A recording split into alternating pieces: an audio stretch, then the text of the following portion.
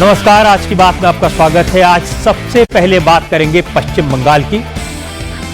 बंगाल में ममता बनर्जी की पार्टी में टूट शुरू हो चुकी है। तृणमूल कांग्रेस के विधायकों ने अभिषेक बनर्जी के खिलाफ बगावत कर दी है। अभिषेक बनर्जी की मुसीबतें लगातार बढ़ती जा रही हैं।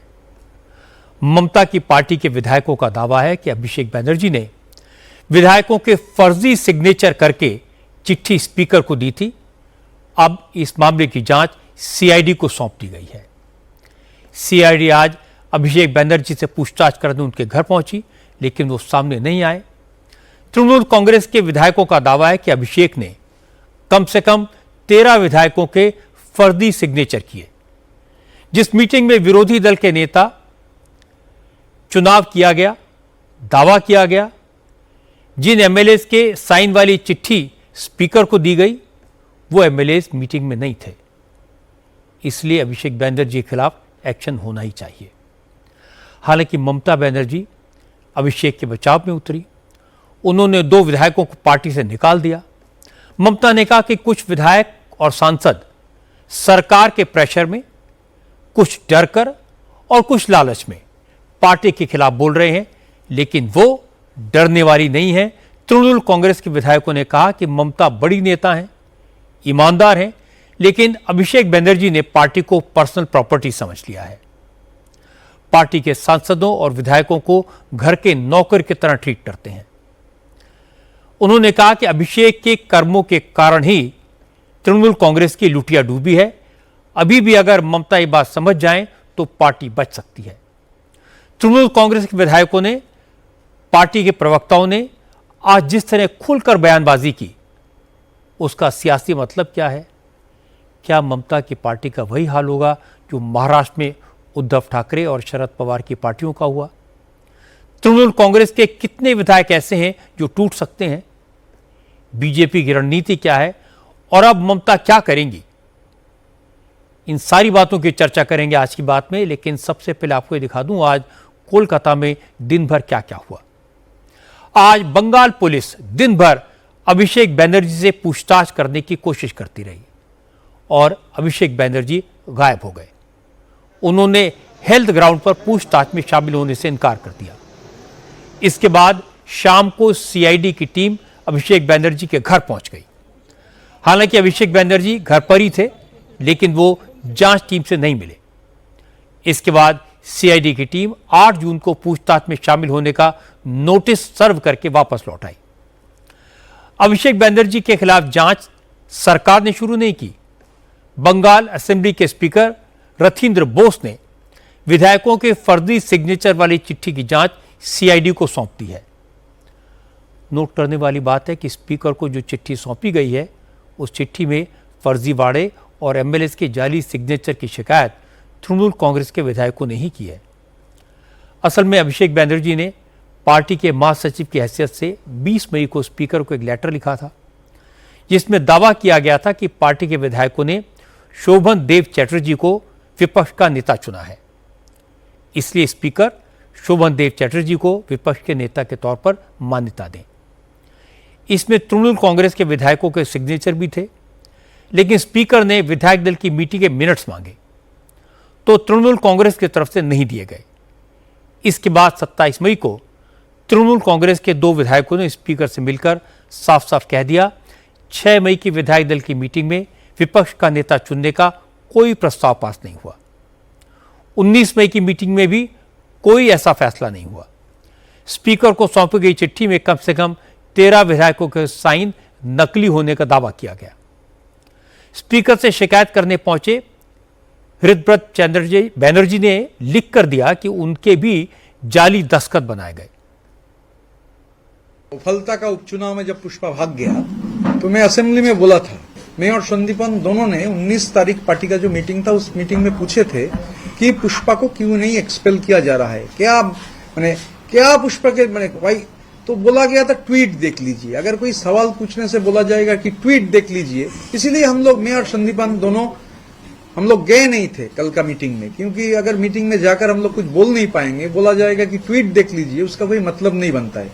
19 तारीख का मीटिंग में ये बोला गया कि कोई रेजोल्यूशन नहीं था, अटेंडेंस हम दे रहे थे। 6 तारीख भी कोई रेजोल्यूशन बना नहीं था। 6 तारीख एक स्टैंडिंग ओवेशन का अभिषेक बनर्जी को कांग्रेचुलेट करके एक रेजोल्यूशन लिया गया था, सिर्फ कोई रेजोल्यूशन, और कोई रेजोल्यूशन 6 तारीख था नहीं। 19 तारीख बोला गया कि 6 तारीख के डेट में साइन कीजिए। जब हम लोग साइन करने गए तो देखे ऐसे बहुत सारे नाम है, वो भी ब्लॉक लेटर्स में, जो लोग मीटिंग में ही है नहीं। फिर देख लिया, देखा नहीं मीटिंग में है नहीं। तो अभी तो सब लोगों को मालूम है कि हमारा एक एमएलए बहरुल इस्लाम, वो उस दिन कैनिंग में थे। तो ममता बनर्जी का जो तृणमूल, उससे ये तृणमूल घट गया है, ये कॉर्पोरेट एजेंसी में बदल गया था। रिपोर्टिंग भी करना पड़ता था गोदरेज वाटर साइड में। और हम लोग ये भी बोलेंगे नहीं कि आप पूछ सकते आप क्या गोदरेज वाटर साइड में जाते नहीं थे, जाते थे, क्योंकि वही तो पार्टी का ऑफिस था। ऋतव्रत बैनर्जी उलूबेरिया से तृणमूल कांग्रेस के विधायक हैं। उन्होंने अभिषेक बैनर्जी के खिलाफ गवाही दे दी है। इसी तरह तृणमूल कांग्रेस के दूसरे विधायक संदीपन साहा भी खुलकर बोल रहे हैं। संदीपन साहा ने भी कहा कि सारी गड़बड़ अभिषेक बैनर्जी की मनमानी की वजह से हुई है। अगर शोभन देव चैटर्जी को लीडर ऑफ ऑपोजिशन बनाना ही था तो जितने विधायकों के सिग्नेचर की जरूरत थी उतने एमएलए तो मीटिंग में थे, किसी के जाली सिग्नेचर करने की जरूरत ही नहीं थी। अभिषेक बैनर्जी ने यह हरकत क्यों की, ये तो वही जानते होंगे। अब 15 साल सरकार में रहने के बावजूद भी प्रोसीड्यूर फॉलो किए बिना ये रेजोल्यूशन जमा हो जाता है असेंबली में, और उसके बाद उस पर छानबीन शुरू हो जाता है, क्योंकि वो प्रोसीड्यूर, वो प्रोसेस, प्रोटोकॉल नहीं माना गया है। अभी वो सब जुडाइज हो चुका है, अभी फिर मीटिंग बुलाए हैं। अब क्या प्रोसीड्यूर का जानकारी लेके ये मीटिंग बुलाया गया है, ना कि फिर से एक रेजोल्यूशन में साइन करा के फिर वो सबमिट कर दिया जाएगा, फिर उस पर कंट्रोवर्सी होगा। इतना दिन का एक दल पहले भी विरोधी में थे, फिर सरकार में आए, आज विरोधी में गए हैं, लेकिन प्रोसेस फॉलो करना ही भूल गए। ये मुझे बहुत ताज्जुब लगा। तो इसलिए मैं व्यक्तिगत स्तर पे मुझे लगा कि इस मीटिंग में जाके कोई फायदा नहीं है, क्योंकि इस मीटिंग में जाके कुछ निकलेगा नहीं। जो सिग्नेचर था, वो सिग्नेचर में कुछ ऐसा देखा गया है कि किसी विधायक का सिग्नेचर है जो उस दिन वहां पे मौजूद थे ही नहीं। तो इसकी जरूरत क्या थी? या तो आप सबको बुलाते और ये कम्युनिकेट करते कि नहीं, सबका आना जरूरी है। अगर कोई नहीं आ रहा है तो अपना रीजन बताते नहीं आ रहा है। तब भी जितने 80 विधायक में जितने विधायकों की सिग्नेचर चाहिए, जो लोग आए उन्हीं का सिग्नेचर लेके जमा दे दिया जाता। तो जो नहीं थे उनके नाम पे सिग्नेचर करके जमा देना, ये तो कहीं ना कहीं तो मतलब बहुत बड़ा ब्लंडर है। तृणमूल कांग्रेस ने पहले तो इस मामले को दबाने की कोशिश की, लेकिन पार्टी के विधायक सरेआम इल्जाम लगाने लगे तो ममता बनर्जी ने ऋतव्रत बैनर्जी और संदीपन साहा दोनों को पार्टी से निकालने का फरमान जारी कर दिया। इसके बाद कुणाल घोष ने कहा, जो विधायक आज पार्टी को कोस रहे हैं वो मौका परस्त हैं। अगर ममता बनर्जी जीत जाती तो यही लोग मंत्री पद के लिए लॉबिंग कर रहे होते। कुणाल घोष ने कहा कि अगर विधायकों को कोई दिक्कत थी वो पार्टी फोरम पर बात उठा सकते थे, स्पीकर के पास जाकर शिकायत करने की क्या जरूरत थी। जो एमएलए जीत के आए, अभी फर्स्ट टाइमर एमएलए, अगर उसका ऑब्जर्वेशन में आया ये ठीक नहीं हुआ, अगर उसका ऑब्जर्वेशन में आया तो ममता दीदी को लेटर दे सकते थे। वो लोग स्पीकर को लेकर लेटर दे रहे हैं। हमारा ऑपोजिशन लीडर के लिए जितना एमएलए होना चाहिए उससे ज्यादा एमएलए है। तो वो अगर वो first timer MLA, we can't imagine, ये लोग बड़ा बड़ा बात कर रहे हैं। इंडिपेंडेंट नहीं जीता, तृणमूल कांग्रेस का कैंडिडेट था, और जीतने के बाद वो स्पीकर को खत लिख रहा है। अगर कुछ उनको ऑब्जर्वेशन में ठीक नहीं समझा तो ममता दीदी को बोल सकते थे, खत लिख सकते थे। तो स्पीकर का खत क्यों? थैंक्स टू शुभेंदु अधिकारी, उन्होंने एक्सपोज कर दिया। कुणाल घोष जो कह रहे हैं उसका मतलब यह है कि वो मान रहे हैं कि अभिषेक बैनर्जी ने विधायकों को फर्जी साइन वाली चिट्ठी स्पीकर को सौंपी, लेकिन ये कोई बड़ी बात नहीं है। अगर विधायकों को दिक्कत थी तो वो स्पीकर के पास जाने के बजाय पार्टी में ही अपनी बात रखते। इसीलिए ऋतव्रत बैनर्जी ने कुणाल घोष को तुरंत जवाब दिया। उन्होंने कहा वो इस तरह की गड़बड़ों की शिकायत तो दर्जनों बार पार्टी फोरम पर कर चुके हैं, लेकिन क्या एक्शन हुआ। ऋतव्रत बैनर्जी ने कहा, कुणाल घोष भी सब जानते हैं, उन्हें भी मालूम है कि पार्टी में अभिषेक बैनर्जी के खिलाफ बोलने का मतलब क्या होता है। इसके बाद भी कुणाल घोष इस तरह की सलाह इसलिए दे रहे हैं क्योंकि उन्हें तृणमूल कांग्रेस में ही रहना है। 3 दिन घुसने नहीं दिया पुलक राय ने, उलुबेरिया का सरकार बोलते हैं जिन लोगों को। फिर पूरा चुनाव का अंतर्घात हो रहा था, बार बार बोले हैं चुनाव हार जाएंगे जो हो रहा है, बोला नहीं देखेंगे देखेंगे। जिस दिन चुनाव था मेरा जो एजेंट्स है, पोलिंग एजेंट्स अंदर नहीं घुस पा रहे थे। खास करके जब मैं बोला चुनाव के दिन कि मैं प्रेस कॉन्फ्रेंस करूंगा, तब आईपैक से मुझे बोला गया चुनाव के तुरंत बाद उलुबेरिया म्यूनिसिपैलिटी का चेयरमैन अभय दास और अकबर शेख के खिलाफ कार्रवाई किया जाएगा, मगर आप प्लीज पुलक राय के खिलाफ मत बोलिए। 3,67,000 10,000 हाउसिंग फॉर ऑल का घर नहीं है उलुबेरिया में, और एक घर का कीमत है 3,67,000 रुपीज। तो मैं तो ये बोल नहीं पाऊंगा ये सच है या गलत है, मगर 100 में अगर 90 लोग बोल रहे हैं इतना बड़ा करप्शन है, और खास करके जो म्यूनिसिपैलिटी का चेयरमैन है जो आधा बीड़ी फूकते थे, 1,000 करोड़ रुपया से ज्यादा उसका प्रॉपर्टी है, अभी अरेस्ट वगैरह भी हुए। मैं तो और एक पुलक राय जी का जो राइट हैंड मैन था दीपू बोल के, जो बहुत सारे कॉलेजेस का मालिक है, ये भी देखना चाहिए कॉलेजेस में किसका पैसा है। तो ये सब बोले थे, मैंने ऐसा नहीं कि आज बोल रहे हैं, उसका प्रमाण भी मेरे पास है। जो नेता आज अभिषेक बैनर्जी के खिलाफ बोल रहे हैं उन्हें तृणमूल कांग्रेस के नेता गद्दार बता रहे हैं। आज ऋतव्रत बैनर्जी ने कहा सही बात कहने वालों को जो गद्दार कह रहे हैं वो खुद जनता के बीच नहीं जा सकते, क्योंकि जनता उन्हें देखकर चोर चोर के नारे लगाती है। ऋतव्रत ने कहा कि ममता बनर्जी बड़ी नेता हैं, उनका सम्मान सब करते हैं, लेकिन अब तृणमूल कांग्रेस ममता बनर्जी की नहीं अभिषेक बैनर्जी की पार्टी हो गई है, इसीलिए पार्टी के ज्यादातर नेता घुटन महसूस करने लगे हैं। दीदी इज अ रिस्पेक्टेड लीडर, और दीदी का जो माने पॉलिटिकल लड़ाई है, और दीदी का जो तृणमूल दीदी ने बनाया था, ये तृणमूल वो तृणमूल है नहीं। ये तृणमूल एक कॉर्पोरेट एजेंसी है।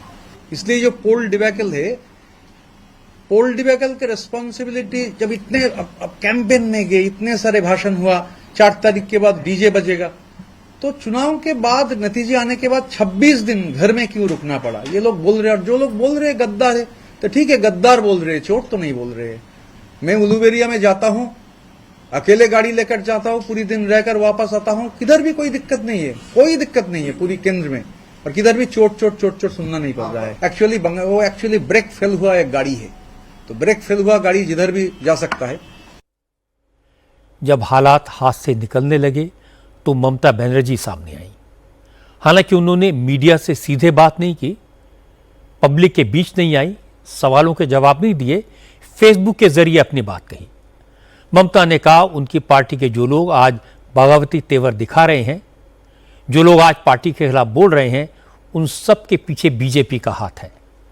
ममता बनर्जी ने कहा कि बीजेपी तृणमूल कांग्रेस को तोड़ने की कोशिश कर रही है, अभिषेक बनर्जी को टारगेट किया जा रहा है, लेकिन वो डरने वाली नहीं है, न वो मैदान छोड़ेंगी और ना ही अभिषेक पीछे हटेंगे। ये जो बीजेपी पार्टी है क्या कर रहा है? हमारा 2,500 पार्टी ऑफिस तोड़ दिया, हमारा 10,000 का करीब वर्कर को अरेस्ट किया, हमारा हॉल पंचायत को जाके लूट कर रहा है, ताला लगा रहा है, काउंसिलर को घर से निकाल नहीं देते हैं, फोर्सफुली रेजिग्नेशन कर रहा है, एमपी लोगों को डर दिखाता है, बोलता है पार्टी तोड़ो, पुलिस को देके। उसका बाद बीजेपी का फोन जाता है, पुलिस कहता है एमएलए को अगर आप निकालेंगे तो आपको हम अरेस्ट करेंगे, ईडी आएंगे, सीबीआई आएंगे, आपको घर से हम निकालने नहीं देंगे। और कहते हैं बीजेपी जिसको रिकमेंड किया है, जिसको हम एक्सपेल कर दिया आज पार्टी से, हमारा डिसिप्लिनरी कमेटी, उसको नेतृत्व में जाके आप पार्टी तोड़ो। और इसका पीछा में, पर्दा का पीछा में क्या है? दिल्ली तो है ही जरूर। लेकिन मुख्यमंत्री शुभेंदु अधिकारी ने साफ साफ कह दिया तृणमूल कांग्रेस में जो हो रहा है इससे बीजेपी का कोई लेना देना नहीं है। अभिषेक बनर्जी के खिलाफ जांच का आदेश भी सरकार ने नहीं दिया है। तृणमूल कांग्रेस के विधायकों की शिकायत पर स्पीकर ने जांच सीआईडी को सौंपी है। शुभेंदु ने कहा कि तृणमूल कांग्रेस के पापों का घड़ा भर चुका है, अब कानून के मुताबिक पूरा हिसाब होगा। टीएमसी बंगाल का जनता का साथ तो भ्रष्टाचार किया है, अभी उनका खुद एमएलए का साथ भ्रष्टाचार कर रहा है। टीएमसी चोर है, आपने खुद चुने हुए एमएलए का सिग्नेचर चोरी कर रहा है, इसलिए जनता को ये मालूम होना चाहिए इसमें बीजेपी और सरकार का कोई रोल नहीं है। टीएमसी का लोग बड़ा बड़ा बानी दे रहा था, स्वैराचार, वेंडेटा, ये अपने जाल में आपने खुद फंस गया ना, आपने फंस गया। आपने एमएलए लोग कंप्लेन किया, कंप्लेन बीजेपी नहीं किया, स्पीकर साहब नहीं किया, असेंबली का सचिव नहीं किया, आपने 2 एमएलए ऋतुव्रत जी और संदीपन शाह, वो ठीक ही किया, नहीं ले बाद में तो वही भी फंसता था। उन्होंने बता दिया लिख के, ये 14 एमएलए ब्लॉक लेटर में नाम लिख के दिया है दूसरा कोई आदमी, वो दूसरा आदमी कौन है इसको पता करना चाहिए।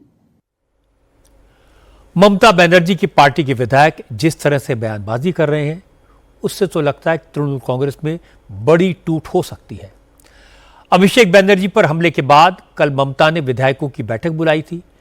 इस मीटिंग में तृणमूल कांग्रेस के 80 में से सिर्फ 20 विधायक पहुंचे, 60 एमएलए गायब थे। ममता को मीटिंग कैंसिल करनी पड़ी। आज ममता ने कहा कि वो 2008 में नंदीग्राम में जब आंदोलन के लिए उतरी थी तब वो अकेली थी और अब भी अकेले ही लड़ेंगी।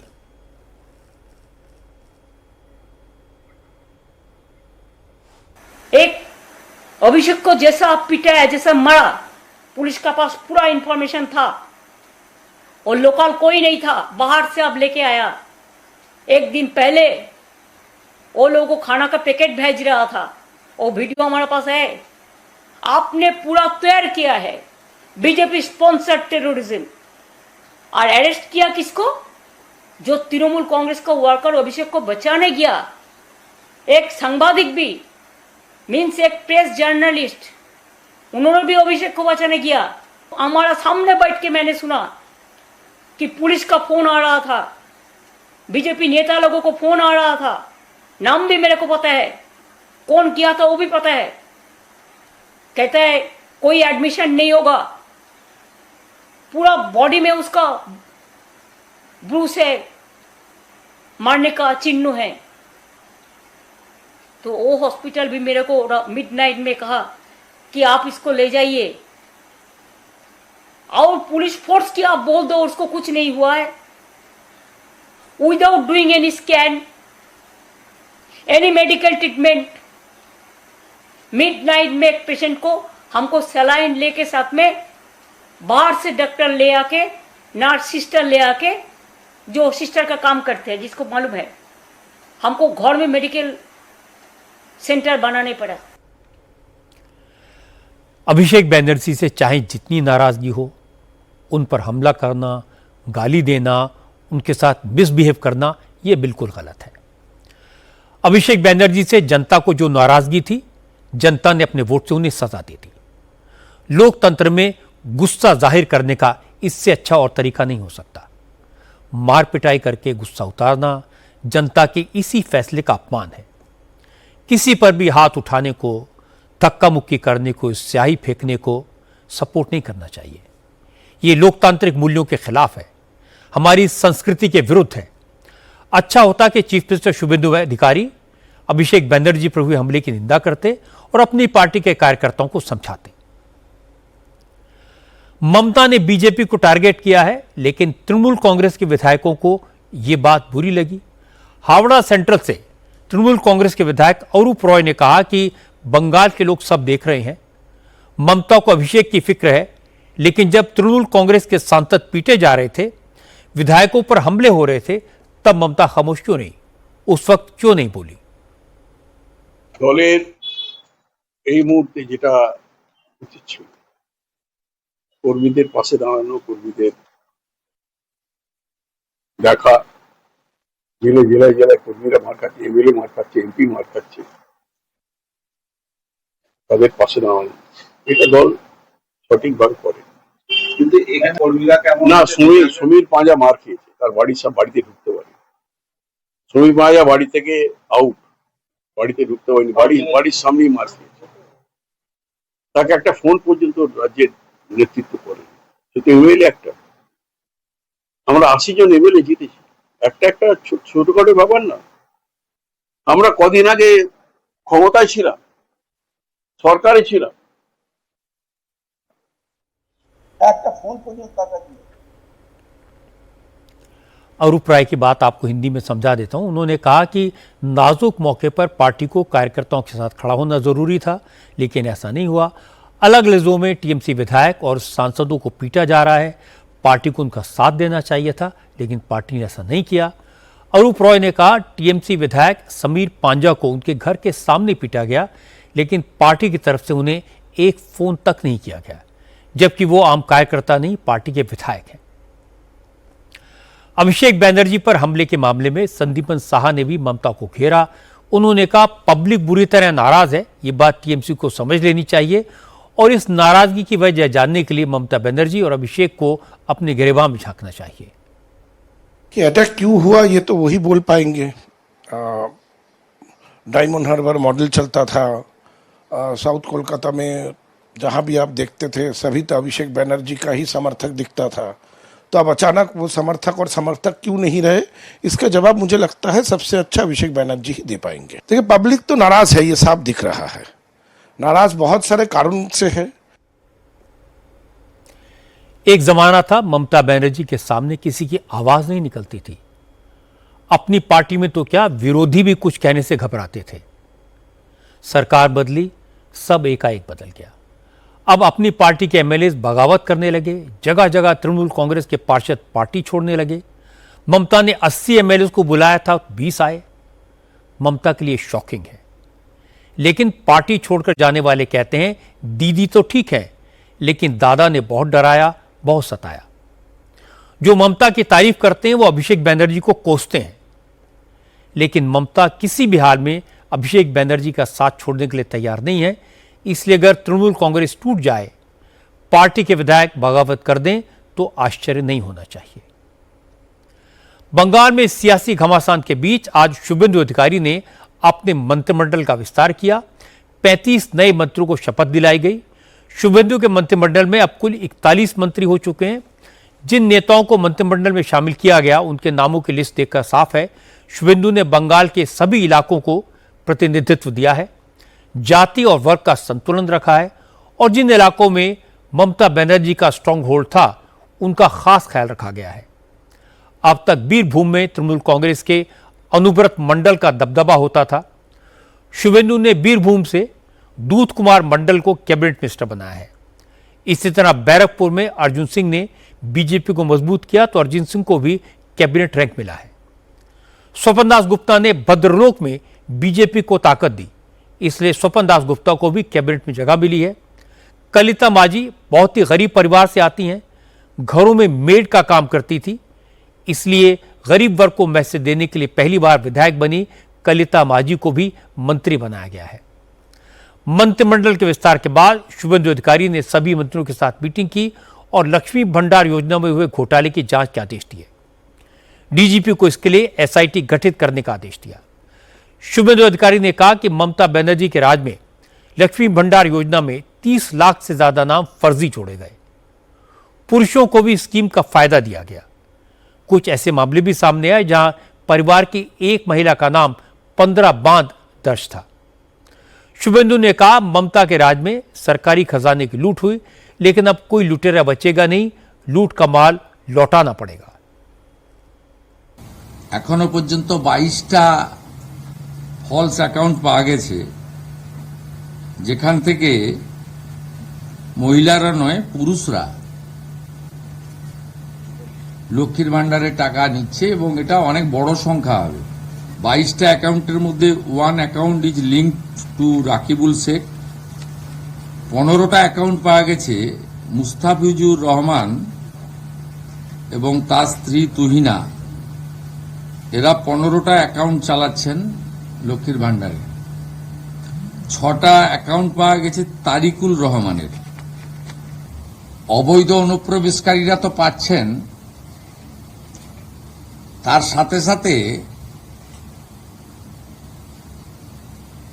হাজার হাজার তৃণমূল কংগ্রেসের নেতা যারা মহিলা নন বা এই কর্মসূচির আওতায় আসেন না, তারা লক্ষ্মীর ভান্ডার লুট করেছেন, সেটা আমরা পেয়েছি। আমরা কাউকে ছাড়বো না। शुभेंदु अधिकारी ने मंगला में जो कहा उसका मतलब आपको हिंदी में बता देता हूं। उन्होंने कहा लक्ष्मी भंडार योजना की जांच जब हुई तो सिर्फ बहरामपुर में 22 फर्जी अकाउंट मिले। पुरुष भी इस योजना का फायदा ले रहे थे। शुभेंदु ने कहा कि रकीबुल शेख के अकाउंट में इस स्कीम का पैसा गया। मुस्तफिजुर और उनकी वाइफ तुहिना के 15 अकाउंट्स में हर महीने पैसा गया। तारिकुल रहमान नाम के व्यक्ति के 6 खातों में पैसा गया। शुभेंदु ने कहा इस स्कीम का फायदा घुसपैठी उठा रहे थे। टीएमसी के हजारों नेता जो इस स्कीम के दायरे में नहीं आते वो भी पैसा ले रहे थे। अब जांच हो रही है और वो किसी को छोड़ने वाले नहीं है। ये शॉकिंग है कि ये बंगाल की महिलाओं के लिए जो योजनाएं बनी उनका लाभ बांग्लादेशी उठा रहे थे। और शुभेंदु ने अच्छा किया कि फर्जी अकाउंट्स को पकड़ा। अगर एक भी व्यक्ति वेलफेयर स्कीम का गलत फायदा उठाता है, किसी गरीब का हक मारता है, तो ये किसी पाप से कम नहीं है और ऐसे लोगों को सजा मिलनी ही चाहिए। अब बात करते हैं उत्तर प्रदेश की। आज योगी आदित्यनाथ ने उन लोगों को जवाब दिया जो गाय को राष्ट्रीय पशु घोषित करने की मांग कर रहे हैं। योगी ने कहा कि हिंदू गाय को माता मानते हैं। क्या किसी बेटे को मां के साथ अपने रिश्ते का सर्टिफिकेट देने की जरूरत नहीं होती? योगी ने कहा जो मुल्ला मौलवी गौ माता के नाम पर घड़ियाली आंसू बहा रहे हैं, गौ माता का गुणगान कर रहे हैं और इन बहरूपियों के इरादे वो अच्छी तरह जानते हैं।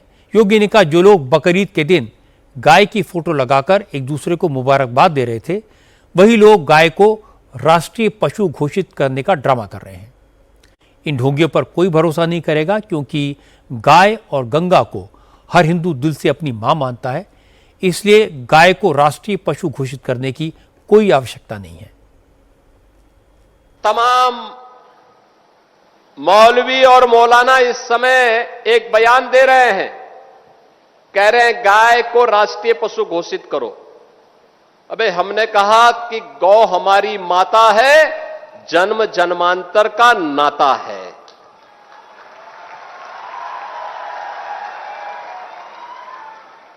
क्या मां और पुत्र के बीच में कुछ घोषित करने की आवश्यकता पड़ती है क्या?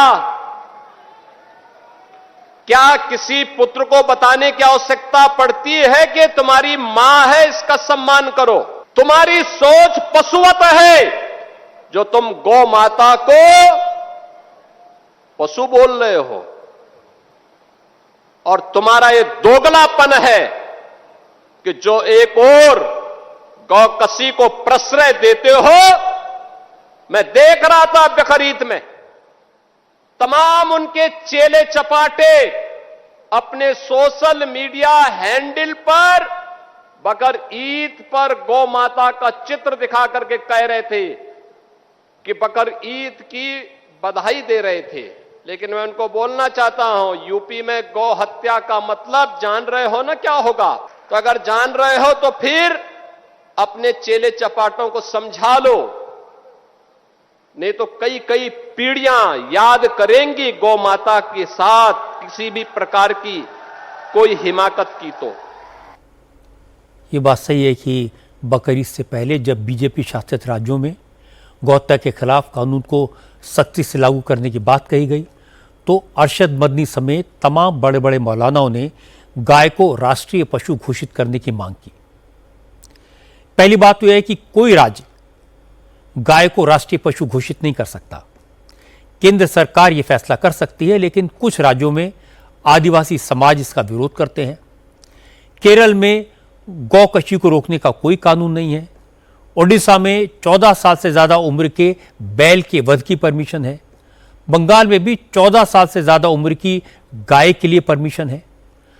असम में सिर्फ पब्लिक प्लेसेस पर बीफ खाने और बेचने पर पाबंदी है। तमिलनाडु में 10 साल से ज्यादा उम्र के बैलों का वध लीगल माना जाता है। नॉर्थ ईस्ट में अरुणाचल प्रदेश, मेघालय, मिजोरम और नागालैंड जैसे राज्यों में गौकशी बैन करने का कोई कानून नहीं है। इसलिए इन राज्यों को भरोसे लिए बगैर केंद्र सरकार के लिए भी गाय को राष्ट्रीय पशु घोषित करना मुश्किल होगा। मुस्लिम संगठन और मौलाना इस बात को अच्छी तरह जानते हैं। इसीलिए बकरीद पर मौलानाओं ने बीजेपी को एम्बेरस करने के लिए, बैकफुट पर लाने के लिए गाय को नेशनल एनिमल घोषित करने की मांग की। लेकिन योगी आदित्यनाथ ने आज इन सब के इरादों पर पानी फेर दिया। आज योगी ने उन लोगों को भी जवाब दिया जो आरोप लगा रहे हैं कि यूपी में मजहब देकर एनकाउंटर हो रहे हैं। असल में गाजियाबाद में बकरीद के दिन असद नाम के शख्स ने सूर्या चौहान नाम के युवक पर चाकू से हमला किया। सूर्या की हॉस्पिटल में मौत हो गई। 48 घंटे के भीतर पुलिस ने असद का एनकाउंटर कर दिया था। बाकी के 3 आरोपियों को गिरफ्तार कर लिया। आज गाजियाबाद जिला प्रशासन ने खोड़ा इलाके में असद के घर में अवैध निर्माण का नोटिस चिपकाया। कांग्रेस और समाजवादी पार्टी ने इसे योगी का स्ट्रीट जस्टिस सिस्टम करार दिया।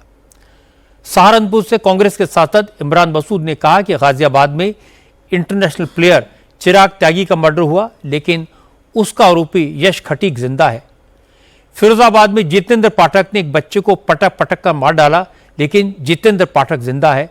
लेकिन गाजियाबाद में असद का एनकाउंटर हुआ क्योंकि वो मुसलमान था। इमरान मसूद ने कहा जब तक योगी सरकार जात और धर्म देखकर एनकाउंटर करेगी तब तक यूपी में क्राइम कंट्रोल नहीं हो पाएगा। मुस्लिम की बात ही नहीं कर रहा हूं मैं, जाति और धर्म। आप मुस्लिम और हिंदू की बात मत करिए। हिंदू भी है, मैं जाति की बात कर रहा हूं। जाति और धर्म दोनों देख करके मारा जाता है, कंट्रोल नहीं होगा क्राइम। अपराधी को अपराधी करके मारो, अपराधी को उसकी जाति और धर्म देख कर मत मारो। और जब जब अपराधी को आप अपराधी करके मारने की नियत करोगे तो क्राइम कंट्रोल होगा। आप जाति और धर्म में मारोगे तो क्राइम कंट्रोल नहीं होगा। क्यों लग रहा है आपको जाति भी देखी जा रही है और धर्म भी इस तरह? मुझे लग रहा है, अब प्रदेश के हालात देखिए, एनकाउंटर की लिस्ट उठाइए, अपराधियों की लिस्ट उठाइए, आपको पता चल जाएगा। कुछ बताने की जरूरत थोड़ी ना है। इमरान मसूद के इस इल्जाम पर योगी आदित्यनाथ ने कहा सरकार ने योजनाओं में कभी भेदभाव नहीं किया और ना ही अपराधियों के साथ कोई भेदभाव किया। सरकारी योजना का फायदा सभी को मिलेगा और अगर कोई दोस्ती के नाम पर चाकू चलाएगा तो उसका इलाज सख्ती से होगा। दोस्ती? कैसी दोस्ती? आपने भी गाजियाबाद में देखा होगा।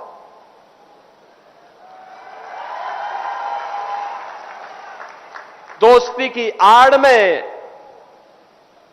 छुरेबाजी स्वीकार्य नहीं और कतई स्वीकार्य नहीं होगा। अगर कोई अपनी नालायक औलाद को समझा नहीं पा रहा है तो समझो कि गलती कर रहा है, गलती कर रहा है। याद रखना, हमारी संवेदना सामान्य नागरिकों के प्रति है। प्रधानमंत्री मोदी जी के नेतृत्व में पिछले 12 वर्ष में बिना भेदभाव के शासन की योजना का लाभ हर तबके को प्राप्त हुआ है। न जाति देखी गई, न क्षेत्र देखा गया, न भाषा देखी गई, न मत देखा गया, न मजहब देखा गया। सबका साथ और सबका विकास, योजनाओं का लाभ, विकास की योजनाएं बिना भेदभाव के, बिजली बिना भेदभाव के, कर्ज बिना भेदभाव के, बिना भेदभाव के शासन की योजना का लाभ। लेकिन देश भी तो अपेक्षा करता है कि संवेदना दिखाई दे, लेकिन वो संवेदना गायब वहां पे।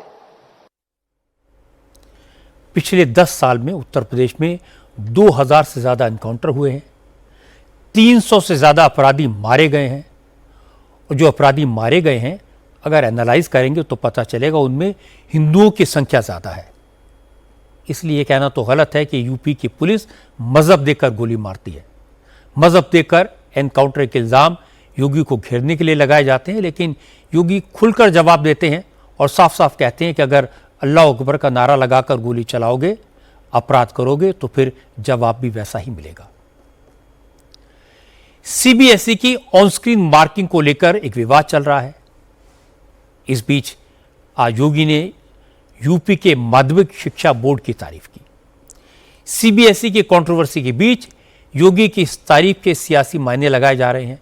योगी ने कहा कि यूपी बोर्ड में 56 लाख छात्र छात्राओं ने एग्जाम दिया, 15 दिन में परीक्षा हो गई और 1 महीने में रिजल्ट आ गया। ये बड़ी बात है। योगी ने कहा कि पहले यूपी में नकल माफिया का राज था, लेकिन उनकी सरकार आने के बाद यूपी की शिक्षा व्यवस्था को दुरुस्त करके वर्ल्ड क्लास बनाया जा रहा है। प्रदेश में मैं कह सकता हूं माध्यमिक शिक्षा परिषद में 56 लाख बच्चे परीक्षा में बैठते हैं और इन 56 लाख बच्चों की ससमय परीक्षा हो। परीक्षा छात्र छात्रा को परेशान करने का माध्यम नहीं होनी चाहिए। 9 वर्ष पहले यही होता था, सबको पता था परीक्षा में नकल होनी है तो शिक्षकों की भर्ती भी नहीं करते थे। विद्यालय भी वैसी उसी स्थिति में थे,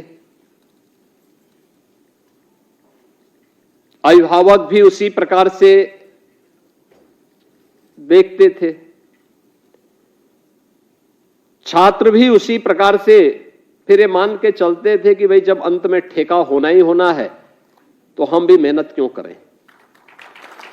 ये सब चलता था और मैंने तो देखा है 17 में कहां के छात्र हैं, पता लगा कि वो पंजाब से जम्मू कश्मीर के छात्र प्रदेश के पूर्वी उत्तर प्रदेश के कुछ जनपदों में परीक्षा देते हुए, नाम उनका लेकिन परीक्षा कोई और देता था। और अब मैं कह सकता हूं कि उत्तर प्रदेश के अंदर ऐसा नहीं है। अब छात्र ही अपनी परीक्षा देगा।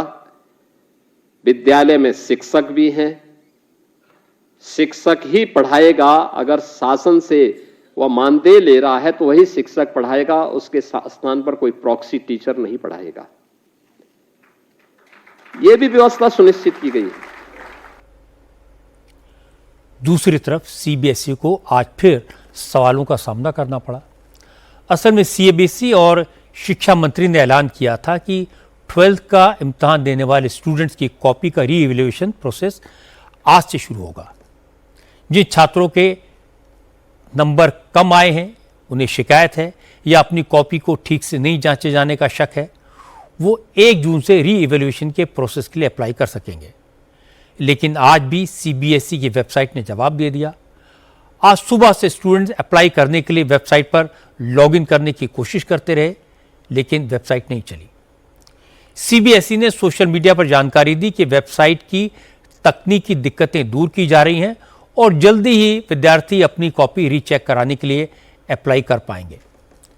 इससे पहले सीबीएसई ने 22 मई से री-इवैल्यूएशन की वेबसाइट को ओपन किया था, लेकिन जब 4 लाख से ज्यादा स्टूडेंट्स ने अपनी स्कैन्ड आंसर शीट्स मांगने के लिए अप्लाई किया तो वेबसाइट क्रैश कर गई।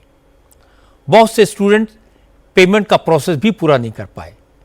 इसके बाद सीबीएसई ने 1 जून से रीवैम्प वेबसाइट शुरू करने का भरोसा दिया था, लेकिन आज फिर सीबीएसई अपने वादे पर खरी नहीं उतरी। इस बीच सीबीएसई के ऑन-स्क्रीन मार्किंग सिस्टम को लेकर नए सवाल उठे। आरोप लगा कि बच्चों की कॉपी को मोबाइल से स्कैन किया गया था, इसी वजह से कॉपी ब्लर्ड थी, उन पर क्लिप्स के निशान थे। ये गड़बड़ी ओएसएम का ठेका लेने वाली कंपनी को एम्प की तरफ से हुई थी। वहीं सीबीएसई ने ओएसएम के लिए कॉपीज को जिस पोर्टल पर अपलोड किया था उसको हैक करके स्टूडेंट्स की कॉपी को पब्लिक डोमेन में डाला गया। एथिकल हैकर्स ने कहा कि सीबीएसई ने वेबसाइट सिक्योर करने के लिए कोई ठोस स्टेप नहीं लिए थे, इसी वजह से बच्चों की कॉपी पब्लिक डोमेन में आ गई। यह सिक्योरिटी ब्रीच है।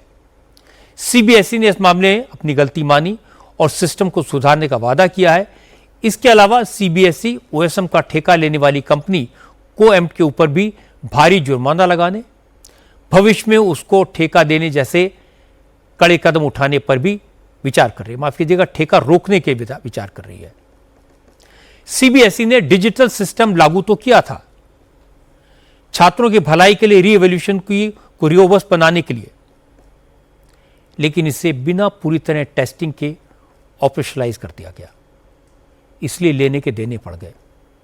रीवैल्यूएशन सिस्टम लागू करने से पहले सिलेक्टेड सब्जेक्ट्स में पायलट प्रोजेक्ट कंडक्ट किए जाने चाहिए थे और फिर लार्ज स्केल पर ड्राई रन होना चाहिए था। कम से कम 6 महीने का ट्रायल रन होता तो बेहतर होता। कुछ नहीं हुआ और पूरा सिस्टम अपने बोझ तले दब गया। रीवैल्यूएशन का सिस्टम बुरा नहीं है, इसे लागू करने में जो सावधानी बरती जानी चाहिए थी वो नहीं बरती गई, इसलिए छात्रों को इतनी परेशानी हुई। महाराष्ट्र की बात करते हैं। महाराष्ट्र सरकार ने आज बताया कि 80 लाख फर्जी लोग लाडकी बहन योजना का लाभ ले रहे थे, इसलिए 80 लाख महिलाओं के नाम इस स्कीम से हटा दिए गए हैं। सरकार ने बताया कि जो नाम हटाए गए हैं उनमें 12 लाख से ज्यादा महिलाएं ऐसी हैं जिनकी एनुअल इनकम 2.5 लाख रुपए से ज्यादा है। 5 लाख महिलाएं ऐसी हैं जिनकी उम्र 65 साल से ज्यादा है। 3,25,000 महिलाएं ऐसी मिली जिनके पास गाड़ी है, जबकि 14,000 लोग ऐसे हैं जो सरकारी कर्मचारी हैं। लाखों महिलाएं ऐसी हैं जो संजय गांधी निराधार योजना के साथ इस स्कीम का भी फायदा उठा रही थी, इसलिए उनके नाम भी हटा दिए गए। सरकार ने कहा अगर किसी पात्र महिला का नाम कटा है तो इसकी जांच कराएंगे, किसी भी योग्य महिला को छोड़ा नहीं जाएगा। हमारा ये उद्देश्य यह है कि किसी भी पात्र लाभार्थी वंचित रहना नहीं चाहिए और कोई भी अपात्र लाभार्थी ने लाभ नहीं लेना चाहिए। तो इसके लिए ही केवाईसी किया गया। आप देख रहे हैं कि कई केसेस ऐसे सामने आए कि गवर्नमेंट सर्वेंट ने लाभ लिया, कई केसेस ऐसे सामने आए कि आदमी ने भी लाभ लिया, ऐसी भी कुछ कंप्लेंट सामने आई थी। तो ई केवाईसी का जो कि स्टैंडर्ड प्रैक्टिस है वो ई केवाईसी की गई। ई केवाईसी में कई लोग वंचित रह गए, तो फिर मैंने और सभी लोगों ने प्रयत्न किया और वो ई केवाईसी की डेट भी हमने बढ़ा दी है। अब कुछ ऐसे केसेस भी सामने आ रहे हैं कि जिन्होंने ई केवाईसी किया लेकिन अलग अलग कारणों से कुछ लोगों को रिजेक्ट किया गया। ऐसा मेरे को खुद कुछ बातें ध्यान में आई हैं। तो निश्चित तौर पर हम लोग इस बात का पूरा प्रयास करेंगे कि कोई भी पात्र लाभार्थी वंचित न रह पाए। लेकिन जैसी सरकार ने फर्जी महिलाओं को स्कीम का फायदा देना बंद किया तो विपक्ष ने इसे मुद्दा बना दिया। समाजवादी पार्टी के विधायक अबू आजमी ने कहा बीजेपी सिर्फ वोट लेने के लिए स्कीम लाई थी, अब बीजेपी का काम निकल गया है, इसलिए अब स्कीम भी बंद हो रही है। जिस तरह से लोग पैसे बांट के वोट लेते हैं, सरकारी पैसे बांट के वोट लिए गए थे और उसके बाद जब इलेक्शन ख़त्म हो गया तो ऐसे ही हो रहा है कि मतलब निकल गया तो पहचानते नहीं, यूँ जा रहे हैं जैसे हमें जानते नहीं। 80 लाख महिलाओं का नाम काटा गया है तो उनको दिया कैसे गया, क्यों नहीं पहले इंक्वायरी की गई, इसके जिम्मेदार कौन है? सरकार को ये जवाबदेही तय करनी पड़ेगी और जवाबदेही लेनी पड़ेगी। कांग्रेस नेता विजय वडेट्टीवार ने कहा कि बीजेपी ने महिलाओं के साथ विश्वासघात किया, पहले वोट के लिए नाम जोड़े गए और काम निकल जाने पर महिलाओं को स्कीम से बाहर कर दिया गया। महिलाएं इसका जवाब जरूर देंगी। जिस महिला ने तुम्हें आशीर्वाद दिया, उस कुर्सी पर आसीन किया, आज तुम उनके साथ इस तरह से खिलवाड़ करते हो, ये महिला तुमको कभी माफ नहीं करेगी। महिलाओं की जो श्राप होता है वो बहुत जोर से लगता है, ये भी सरकार ने ध्यान में रखना चाहिए। केवल भगवान के नाम से वोट मांगने वाले, कुछ ईश्वर का भी थोड़ा सा डर रखो। वोट लेते वक्त ये नहीं सोचा था, अब वोट लेने के बाद में केवाईसी, तब क्यों नहीं केवाईसी लाई थी, तब क्यों नहीं ये जांचक ये कंडीशन लाके थे, आज क्यों जरूरत पड़ी? क्योंकि महाराष्ट्र को बर्बाद कर चुके हो। अब महिलाओं के साथ में भी आपको यही करना है। ये महिला जब दरवाजे पर आप वोट मांगने जाओगे, आगे विधानसभा में होगा, लोकसभा में होगा, तब आपकी आरती अच्छे से ये उतारेगी। ये तो सही है कि लाडकी बहन योजना का लाभ सिर्फ उन महिलाओं को मिलना चाहिए जो वाकई में डिजर्व करती हैं, लेकिन लाभ उठाने वाली 80 लाख महिलाओं के नाम फर्जी होंगे, ये थोड़ा अटपटा लगता है। अगर कुछ महिलाओं ने डॉक्यूमेंट जमा नहीं करवाए या समय रहते इंफॉर्मेशन नहीं दी तो उन्हें और समय दिया जा सकता है। नामों की स्क्रूटनी होनी चाहिए, लेकिन एक भी योग्य महिला का नाम न कटे, ये भी इंश्योर किया जाना चाहिए। अब बिहार की बात करते हैं। बिहार में सरकारी बंगले को लेकर सियासत गर्म है। बिहार सरकार ने पूर्व मुख्यमंत्री राबड़ी देवी को 15 दिन के भीतर सर्कुलर रोड का बंगला खाली करने का नोटिस दिया है, लेकिन राबड़ी देवी ने कह दिया कि सरकार पुलिस भेज दे या सेना लगा दे, वो बंगला खाली नहीं करेंगी। पूर्व मुख्यमंत्री के तौर पर राबड़ी को सर्कुलर रोड पर 10 नंबर का बंगला अलॉट किया गया है। हाईकोर्ट के ऑर्डर के बाद बिहार में पूर्व मुख्यमंत्री को सरकारी घर नहीं मिलता। अब विधान परिषद में विपक्ष का नेता होने के नाते करीब 1 साल पहले राबड़ी देवी को हार्डिंग रोड पर 39 नंबर का बंगला अलॉट किया गया था। हार्डिंग रोड का बंगला तैयार है। राबड़ी देवी से बार बार इस बंगले में शिफ्ट होने की रिक्वेस्ट की गई, लेकिन उन्होंने कह दिया वो 20 साल से सर्कुलर रोड के बंगले में रह रही हैं और वो इस बंगले को नहीं छोड़ेंगी। आरजेडी के नेता अब्दुल बारी सिद्दीकी ने कहा कि बीजेपी की सरकार राबड़ी देवी को अपमानित करने के लिए बंगला खाली कराना चाहती है, वरना नितिन नवीन, उपेंद्र कुशवाहा, जीतन राम मांझी और संजय झा समेत तमाम ऐसे नेता हैं जिनको बिना किसी पद के पटना में सरकारी बंगला मिला हुआ है। पहले बीजेपी सरकार इन नेताओं से घर खाली करवाए, तभी राबड़ी से घर खाली करने को कहे। सत्ताधारी दल मतलब एक तरह से चिढ़ाने के लिए, अपमानित करने के लिए और ये कहने के लिए कि हम तुमको देखो सबक सिखा रहे हैं, अगर तुम चुप नहीं रहे तो हम तुम्हारा घर खाली करा देंगे। राबड़ी देवी जी की मकान है, मतलब 6 महीना 1 साल से अपना कोशिश में है कि ये मकान को खाली कर दें। इस मकान में पूर्व मुख्यमंत्री, नेता प्रतिपक्ष विधान परिषद रह रही हैं। उसको लगता है कि या तो पहले इस मंत्री के नाम से आवंटित करा के और फिर इस मकान को भी मुख्यमंत्री आवास में समेट ले।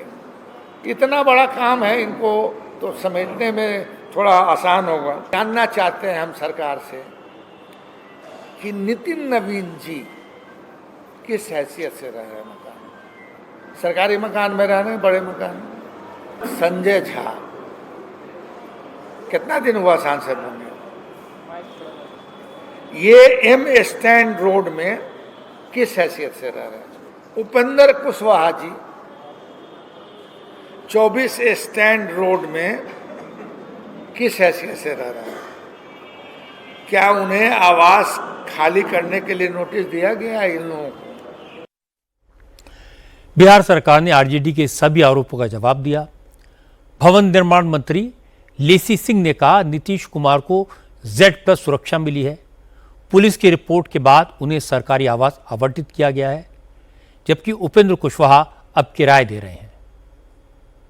जो भी कार्रवाई की जा रही है, चाहे बंगला खाली का, तो ये विधि सम्मत है, सरकारी नियम प्रावधान के मुताबिक किया जा रहा है। कि जो हमारे नेता पूर्व मुख्यमंत्री माननीय नीतीश कुमार जी को आवंटित 7 सर्कुलर रोड पटना है किया गया है, इसमें पुलिस का report Bihar special security act के सुसंगत प्रावधानों के अंतर्गत श्री नीतीश कुमार जी को उनके प्रोटोकॉल एवं Z+ सुरक्षा श्रेणी के अनुरूप अनुमान्य सुरक्षा उपलब्ध कराने हेतु राज्य सुरक्षा समिति के द्वारा न्यू कैपिटल एरिया पटना में उपयुक्त सरकारी आवास आवंटित करने की अनुशंसा की गई। फिर आवास संख्या 24M स्टैंड रोड, यह आवास श्री उपेंद्र कुशवाहा संप्रति सदस्य राज्यसभा के द्वारा धारित किया जा रहा है। उनके द्वारा माह अप्रैल 2026 का मानक किराया भवन निर्माण विभाग बिहार पटना को जमा किया गया है। नहीं करेंगे तो सर, नहीं करेंगे तो अब कानून, नियम कानून उनके लिए कोई चीज नहीं है, तो नहीं है तो सरकार तो अपने नियम कानून से चलेगी, जो विधि सम्मत प्रक्रिया है वो अपनाएगी। राबड़ी देवी को दूसरा बंगला अलॉट किया गया है, लेकिन उन्होंने सर्कुलर रोड के बंगले को प्रतिष्ठा का प्रश्न बना लिया है और आरजेडी के नेता इसे इमोशनल इशू बनाना चाहते हैं। अगर उन्हें लगता है कि उपेंद्र कुशवाहा को, संजय झा को गलत तरीके से बंगला दिया गया है और सिर्फ राबड़ी से बंगला खाली कराने को कहा जा रहा है, तो फिर राबड़ी देवी को पहले अपना बंगला खाली कर देना चाहिए, उसके बाद वो और आरजेडी के नेता ये इशू उठाएं तो इसका असर होगा। प्रेसिडेंट डोनाल्ड ट्रंप ने आज एक बार फिर यू टर्न ले लिया। शांति की बातें करते करते एक बार फिर जंग शुरू कर दी। ईरान के साथ सीज फायर तोड़ दिया। अमेरिकी फाइटर जेट्स ने एक बार फिर ईरान पर बमबारी शुरू कर दी। कल देर रात ईरान के मिसाइल्स, लॉन्चिंग साइट्स और रडार स्टेशन पर बम गिराए गए।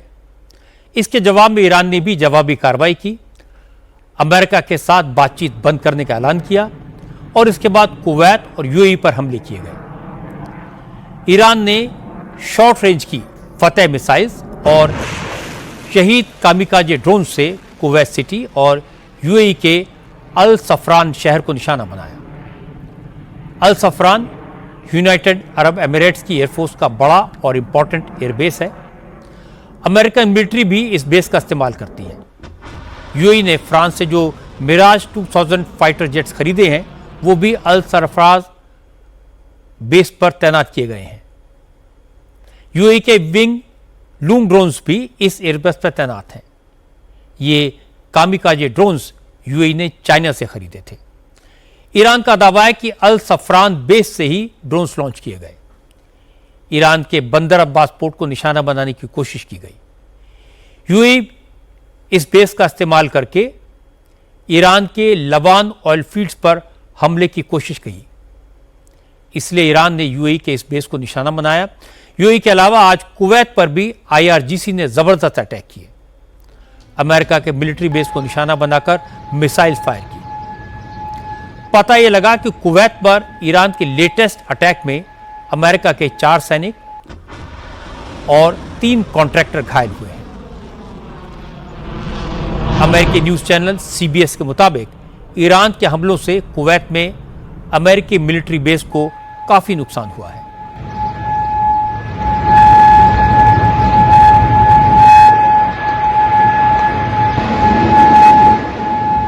इससे पहले अमेरिकी सेना ने आज साउथ ईरान में स्टेट ऑफ हॉर्मुज के आसपास ईरान के कई ठिकानों पर बम बरसाए। अरब सागर में तैनात अमेरिका के aircraft carrier USS Abraham Lincoln से फाइटर जेट्स लगातार उड़ान भर रहे हैं, ईरान को टारगेट कर रहे हैं। लेटेस्ट अटैक में अमेरिका ने साउथ ईरान के सिरिक और केशम आइलैंड्स पर बमबारी की। अमेरिकी सेना की सेंट्रल कमांड ने बताया कि ईरान ने हॉर्मुज के पास उसके एक जासूसी ड्रोन को मार गिराया, जिसके बाद से यूएस मिलिट्री हॉर्मुज के आसपास के इलाकों में ईरानी सेना पर लगातार हमले कर रही है। हालांकि अमेरिका के secretary of war Peter Hegseth ने कहा कि प्रेसिडेंट ट्रंप ईरान के साथ पूरी ईमानदारी से बात कर रहे हैं। वो इस मसले का डिप्लोमेटिक सॉल्यूशन चाहते हैं, लेकिन जरूरत पड़ने पर अमेरिका ईरान से लंबी लड़ाई लड़ने के लिए भी तैयार है। असल में पिछले हफ्ते अमेरिका के बीच पीस डील के मेमोरेंडम पर सहमति बन गई थी। इसके बाद प्रेसिडेंट ट्रंप को डील पर फाइनल फैसला लेना था, लेकिन इजराइल ईरान के साथ डील के फेवर में नहीं है। वो लेबनान में अपना मिलिट्री ऑपरेशन जारी रखना चाहता है, जबकि ईरान की शर्त है कि पीस डील में लेबनान और फिलिस्तीन को भी शामिल किया जाए। इसके बाद प्रेसिडेंट ट्रंप ने ईरान के साथ समझौते के मेमोरेंडम को वापस भेज दिया। ईरान के विदेश मंत्री अब्बास अराक्ची ने कहा कि जब तक लेबनान पर इजराइल के हमले बंद नहीं होंगे, तब तक अमेरिका के साथ पीस डील संभव नहीं है। ईरान के खिलाफ ट्रंप और नेतन्याहू के वॉर की कीमत पूरी दुनिया को चुकानी पड़ रही है। अमेरिकी जनता पर भी इसका भारी बोझ पड़ रहा है। अमेरिका में तेल के दाम 55% तक बढ़ चुके हैं। यहां टमाटर और आलू जैसी बेसिक चीजें भी 40% महंगी हुई हैं। युद्ध का असर हुआ है कि अमेरिका में कॉफी 19%, फ्रोजन मीट और सी फूड 15% महंगे हो चुके हैं। लोगों को राहत देने के लिए ट्रंप प्रशासन ने ईंधन पर लगने वाला फेडरल टैक्स सस्पेंड कर दिया है। इसके बावजूद अमेरिकी नागरिकों को हर हफ्ते फ्यूल पर करीब $3.5 बिलियन की एडिशनल रकम खर्च करनी पड़ रही है। इससे बहुत से अमेरिकी परिवारों का बजट बिगड़ रहा है और ट्रंप प्रेशर में है, लेकिन वो ईरान के साथ ऐसी डील करने से भी डर रहे हैं जिससे उन पर ईरान के आगे झुक जाने का आरोप लगे। आज योगी आदित्यनाथ ने 10वीं और 12वीं के टॉपर्स को पुरस्कार बांटे। यूपी सरकार ने मेधावी छात्र सम्मान योजना शुरू की है। इसके तहत हर जिले में टॉपर्स को 1 लाख रुपए और टैबलेट दिया जाता है। लखनऊ में योगी ने 223 बच्चों को अवार्ड दिए। उत्तर प्रदेश में अच्छे नंबर लाने वाले 1682 बच्चों को सम्मानित किया गया। यहां योगी ने बच्चों के पेरेंट्स को भी सम्मानित किया और इसके बाद योगी ने पेरेंट्स को नसीहत दी कि वो छोटे छोटे बच्चों को स्मार्टफोन की लत से बचाएं। आजकल बच्चा जरा सा भी रोया तो माँ बाप उसे चुप कराने के लिए मोबाइल पकड़ा देते हैं, ये ठीक नहीं है। मेरा मानना है कि किसी भी छात्र छात्रा के लिए उसका अभिभावक पहला गुरु होता है। आज हो क्या रहा है, हम लोग अक्सर देखते हैं कि बच्चा रो रहा है तो माता पिता उसको संतुष्ट करने के लिए अपना स्मार्टफोन उसके सामने दे देते हैं। आप देखिए 2 साल का बच्चा, 3 साल का बच्चा रो रहा है, कुछ देर रोने दीजिए, उसको दूसरे ऐसे कार्यों के साथ जोड़िए जो उसका रचनात्मक विकास कर सके।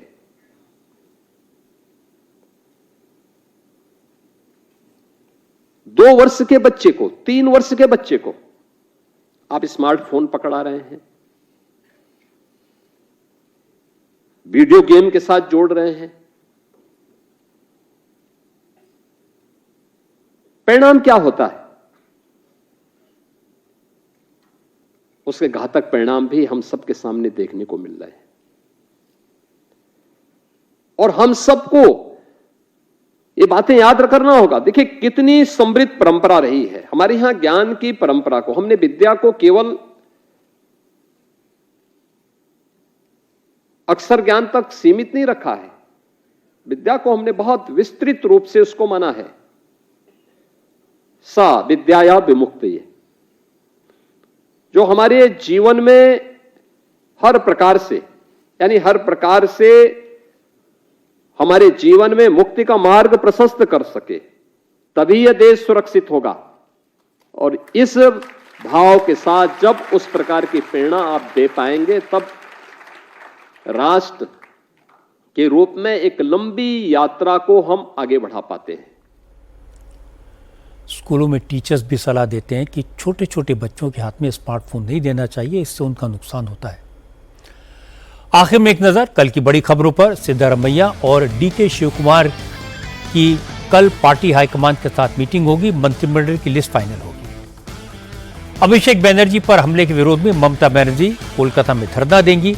कल संसदीय समिति नीट, एनटीए और सीबीएसई परीक्षा में गड़बड़ियों की समीक्षा करेगी। सुप्रीम कोर्ट में 5 नए जज शपथ लेंगे, सीजेआई नए न्यायाधीशों को शपथ दिलाएंगे। आज की बात में इतना ही। मेरे आपसे अगली मुलाकात कल रात 9 बजे होगी।